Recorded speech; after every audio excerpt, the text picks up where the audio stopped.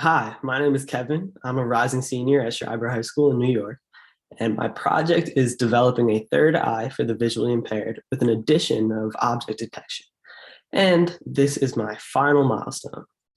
At the end of my last milestone, I had a completely trained model. I then had to download the model as a TensorFlow Lite file. And at first, I tried to get it to run on the Raspberry Pi. However, I ran into a lot of issues. For example, my VNC viewer crashed, my file size was too big to add to GitHub, and so many more. So I just decided to run the model using my laptop camera instead. And here's how it worked. In order to get it to run on the laptop, I used Xcode, and that's what you see right now. And this was able to print results on my laptop's terminal. As you can see, I uploaded my model, which is called model.tflite here.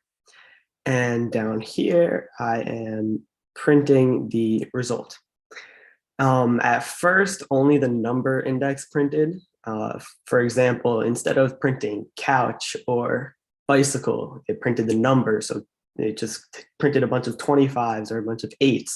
And in order to change that, I had to make a whole dictionary of what each number meant, what word should be printed instead. And that's all up here. But then it ended up working, and I'll show you what it looks like finally running. Now here's my demo video. As you see at the bottom, these are the most recent guesses. And these are just left over from before I put the object in the view. As you can see, it's guessing these all right. Couch. Now we have a table. What's next? We have a bed. And overall, it's working really well. There are a few mishaps every once in a while. So right now I brought it outside. It says that it's a road. One of the mishaps is coming right up after this. Instead of saying that it's just a car, it tells me it's a pickup truck because it's a decently big sized car, but pretty similar. So that's still good. And then finally pointed at the house and it said house. So overall, it's working really well. It's telling me what these objects are as I'm looking at it, and it's really exciting.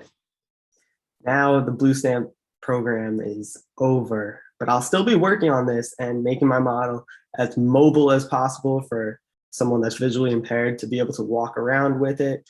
And I also need it to read out the results to me with voice feedback rather than just printing the correct object. Overall, I am very proud of this whole project. I'm very proud of my machine learning, and I'm glad that it worked the way I wanted to. Thank you.